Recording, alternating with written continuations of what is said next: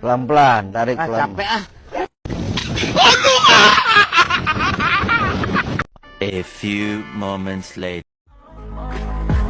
You be saying no, no, no, no, no, and saying yes, yes, yes, 'cause you're messing with your head.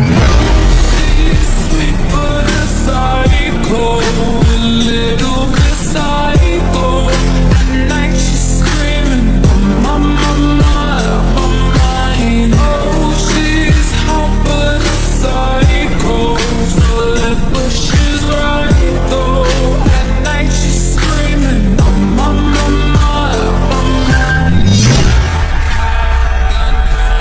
Crazy, she's poison but tasty. And people say, don't go away. She's sweet but a psycho. Little bit psycho. At night she's screaming, mama.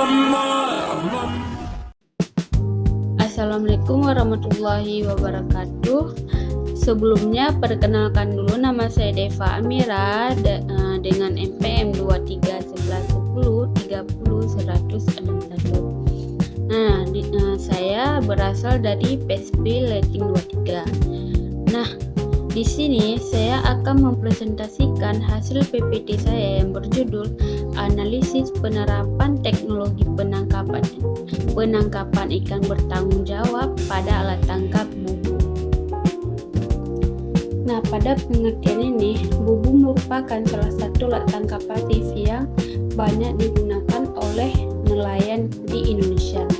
Alat ini dibuat dari bambu, kawat besi, atau jaring yang dibentuk menyerupai perangkap dengan pintu masuk berbentuk corong.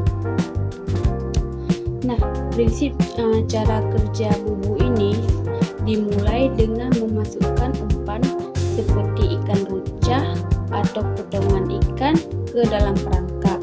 Nah, selanjutnya bubu diturunkan ke dasar perairan menggunakan tali yang diberikan pelampung sebagai penanda. Bubu dibiarkan selama beberapa jam hingga beberapa hari, tergantung kondisi perairan dan jenis ikan yang menjadi target hasil tangkapannya. Dan setelah itu, nelayan mengangkat bubu dan mengambil hasil tangkapannya. Nah, di sini memasuki daerah penangkapan ikan. Nah, daerah pengoperasian penangkapan ikan menggunakan bubu umumnya berada di perairan pantai, daerah berbatu, padang lamun, dan sekitar terumbu karang yang menjadi habitat ikan demersal. Nah, target hasil tangkapan utama pada bubu ini itu ada ikan kerapu, ikan kakap, lobster, kepiting bakau, gurita, dan beberapa jenis ikan karang lainnya. Nah, selain hasil tangkapan utama, bubu ini terkadang juga menangkap ikan kecil, rajungan, udang, atau moluska yang bukan menjadi target utama. Namun, jumlah hasil tangkapan sampingan umum lebih sedikit dibandingkan alat tangkap aktif contohnya seperti trawl. Nah, di sini ada dampak lingkungan dan bycatch. Dari sisi lingkungan, bubu memiliki beberapa keunggulan karena bersifat pasif.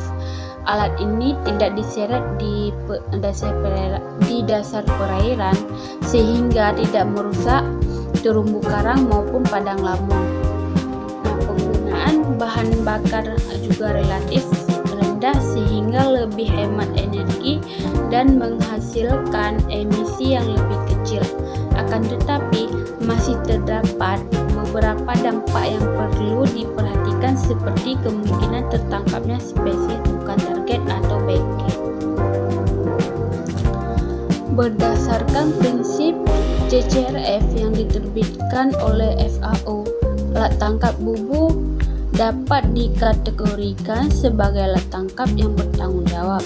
Hal ini karena bubu memiliki tingkat selektivitas yang cukup tinggi, tidak merusak habitat dasar perairan, menghasilkan bycatch yang relatif rendah, aman digunakan oleh nelayan, serta membutuhkan energi yang lebih sedikit dibandingkan alat tangkap aktif lainnya. Nah, di sini kita memasuki tentang upaya perbaikan. Nah, agar penggunaan bubu semakin ramah lingkungan, terdapat beberapa upaya yang dapat dilakukan. Yang pertama, menggunakan ukuran mata jaring yang sesuai agar ikan yang masih kecil dapat lolos. Yang kedua, memasang SKP, gap atau celah pelolosan sehingga ikan berukuran kecil tidak terperangkap. Nah, yang ketiga, menggunakan bahan yang mudah terurai pada bagian tertentu agar apabila bubu hilang tidak menyebabkan goose fishing dalam waktu yang lama. Nah, keempat, memberikan tanda pelampung yang jelas agar bubu mudah ditemukan kembali. Dan yang terakhir, menghindari pemasangan bubu di kawasan konservasi maupun daerah pemecahan ikan. Nah, kesimpulan yang bisa diambil, ini bubu merupakan alat tangkap pasif yang efektif, selektif, hemat energi, dan memiliki dampak lingkungan yang relatif kecil. Berdasarkan prinsip secara FFAO, bubu termasuk alat tangkap yang mendukung perikanan bertanggung jawab dan berkelanjutan. Dengan penerapan teknologi yang tepat serta pengelolaan yang baik, alat tangkap bubu dapat terus dimanfaatkan untuk meningkatkan kesejahteraan nelayan tanpa mengurangi kelestarian sumber daya ikan. Nah, cukup sekian presentasi dari saya. Apabila ada kesalahan kata, mohon dimaafkan. Wassalamualaikum warahmatullahi wabarakatuh.